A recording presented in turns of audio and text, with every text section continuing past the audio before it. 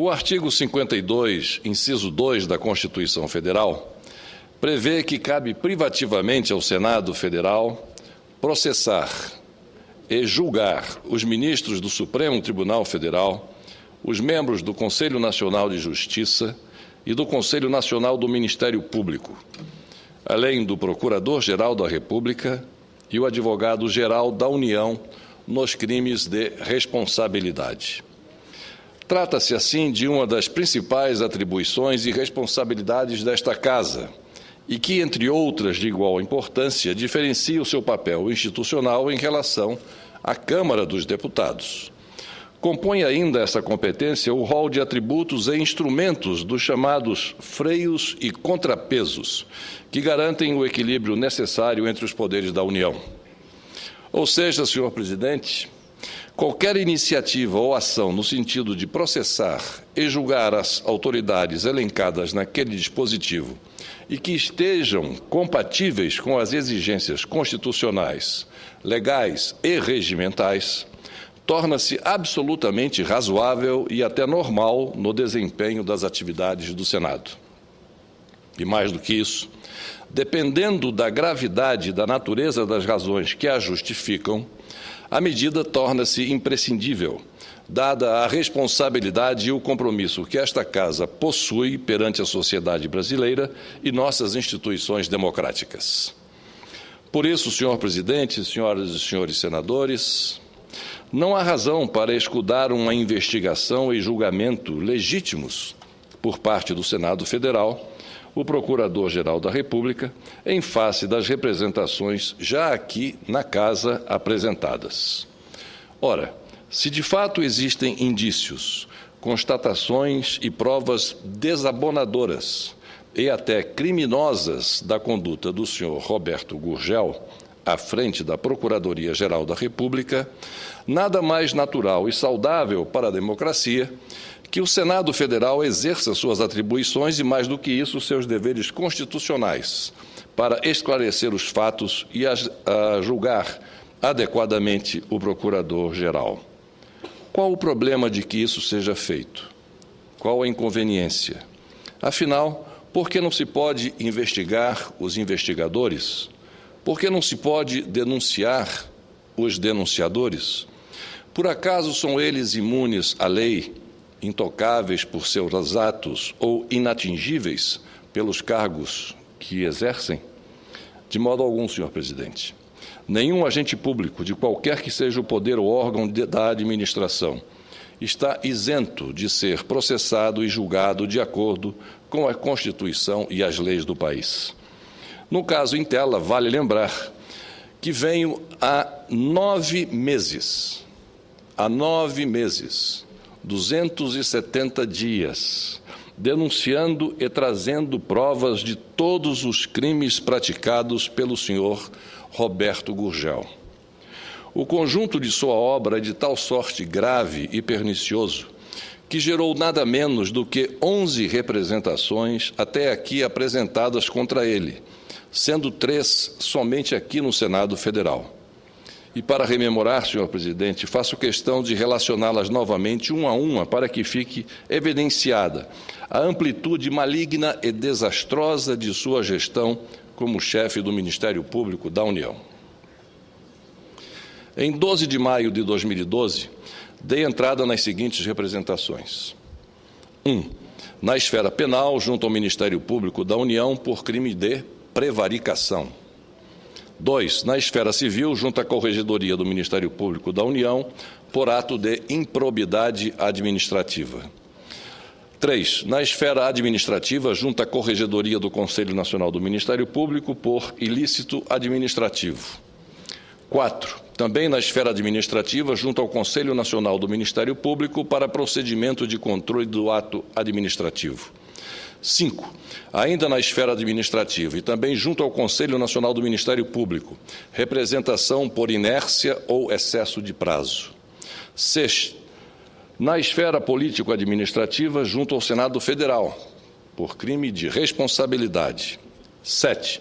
Em 18 de dezembro de 2012, também junto ao Senado Federal, encaminhei nova representação para ser anexada à primeira, com base na íntegra da parte 7 do relatório inicial do deputado Odair Cunha, da CPMI, lida e oficializada na reunião da SECAI daquela mesma data.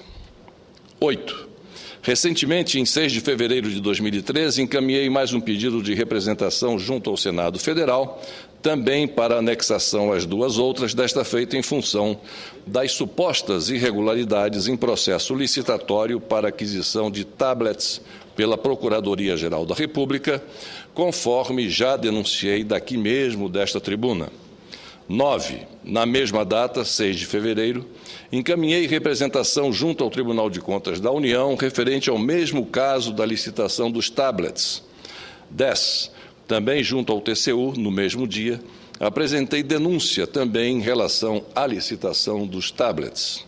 E agora, senhor presidente, acerca dessa absurda licitação, um pregão eletrônico feito no dia 31 de dezembro à tarde, no apagar das luzes, direcionada a um modelo único de um único fabricante, comunico que já dei entrada no Conselho Nacional do Ministério Público de um pedido de providências, com base nos artigos 125 a 127 do regimento interno daquele colégio, para que sejam tomadas as providências legais cabíveis, em tributo aos princípios administrativos elencados na Constituição, de modo a suspender todos os efeitos da referida licitação até o julgamento final desse pedido. Senhor presidente, senhoras e senhores senadores, os motivos, os fatos e a natureza de todas essas representações que compõem o portfólio criminoso do senhor Roberto Gurgel inserem-se numa coletânea de eventos por ele promovidos que não deixam margem de dúvidas quanto à sua culpa e dolo, e, em especial, quanto ao domínio que possuía sobre os fatos. E para que não restem dúvidas de nossa responsabilidade institucional, vale relembrar, um a um, os acontecimentos que há 9 meses venho denunciando. Em primeiro lugar, o sobrestamento da Operação Vegas por quase 3 anos, situação e período em que se aproveitou para chantagear um ex-senador da República, visando, sobretudo, garantir a sua recondução como procurador-geral. Mais grave ainda, e para isso merece ser chamada a atenção, foi ter permitido, ao não dar prosseguimento nas investigações, que a organização criminosa do senhor Carlos Cachoeira agisse livremente por todo aquele período, ou seja, de setembro de 2009 a março de 2012. Sem dúvida, os prejuízos à nação foram enormes pela inação, pela inércia do senhor Roberto Gurgel. As provas dessa paralisia são cabais, a começar pela injustificável recusa do Procurador-Geral em dar os devidos esclarecimentos logo nos inícios dos trabalhos da CPMI. Do mesmo modo, a declaração de sua esposa, a subprocuradora Cláudia Sampaio Marques, de que a decisão pelo sobrestamento da operação havia sido tomada em comum acordo com a Polícia Federal, foi peremptoriamente desmentida pelo delegado Raul Alexandre Marques em seu depoimento na comissão e, no dia seguinte, pela própria direção da Polícia Federal em nota oficial. Além do mais, o próprio relator da CPMI desmontou todos os argumentos do Procurador-Geral quanto a esse episódio, provando inequivocamente, pelas datas e sequência dos acontecimentos, que era impossível a versão da chamada ação controlada por ele utilizada, já que, simplesmente, ao sobrestar a Operação Vegas, ele não tinha ciência da Operação Monte Carlo, pois ela sequer havia sido iniciada. Ou seja, ele mentiu oficialmente, já que suas explicações foram dadas diante da recusa de comparecer à CPMI por meio de documento público por ele assinado. Em segundo lugar, o vazamento de documentos de inquéritos sob segredo de justiça, via de regra em ocasiões convenientes politicamente para ele e para os ideais rasteiros da revista Veja. Assim ocorreu na semana da deflagração da Operação Monte Carlo, em março de 2012, bem como às vésperas das eleições municipais, em setembro do mesmo ano, e em pleno julgamento da ação penal 470 no Supremo Tribunal Federal. Para tanto, utilizava-se de procuradores próximos para fazer os serviços, como no caso da procuradora Léa Batista de Oliveira e dos procuradores Daniel de Rezende Salgado e Alexandre Camanho de Assis, que vazaram documentos sigilosos das duas operações da Polícia Federal para os repórteres da Veja, Rodrigo Rangel e Gustavo Ribeiro. Além das contradições dos depoimentos da procuradora Léa Batista, que isso é muito grave, que na CPMI deu uma versão de seus compromissos durante a semana do vazamento e depois outra diferente em resposta ao meu requerimento de informações, resposta essa dada por escrito. Há provas documentais nos registros de acesso à Procuradoria-Geral da República de que o procurador Alexandre Camanho, naquela mesma semana do vazamento, recebeu em 3 dias distintos e por mais de 1 hora em cada um, o repórter da Veja, Rodrigo Rangel. Os encontros ocorreram na Associação Nacional dos Procuradores da República, que, vale lembrar, tem sede dentro do edifício da Procuradoria-Geral, o que é, no mínimo, inapropriado. Afinal, trata-se de uma entidade privada, como atesta o seu presidente, o próprio Alexandre Camanho, ao justificar, por esse motivo, não ser obrigado a responder aos requerimentos que apresentei, com base na Lei de Acesso à Informação. Como se vê, senhor presidente, é tudo muito estranho. São depoimentos contraditórios, encontros com repórteres, recusas de respostas, vazamentos de inquéritos, tudo a mando do senhor Roberto Gurgel.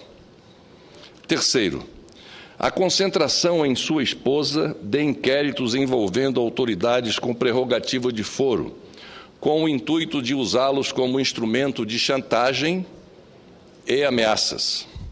Ou seja, a subprocuradora Cláudia Sampaio atuava como uma espécie de manus longa do procurador-geral, que assim detinha o completo domínio dos fatos e dos atos de seus azêmolas. Com isto, ele criou uma reserva de mercado para si, com o uso exclusivo das informações confidenciais dos inquéritos, para não só chantagear, ameaçar, mas também para vazar os documentos para quem ele quiser e no momento que melhor lhe convém.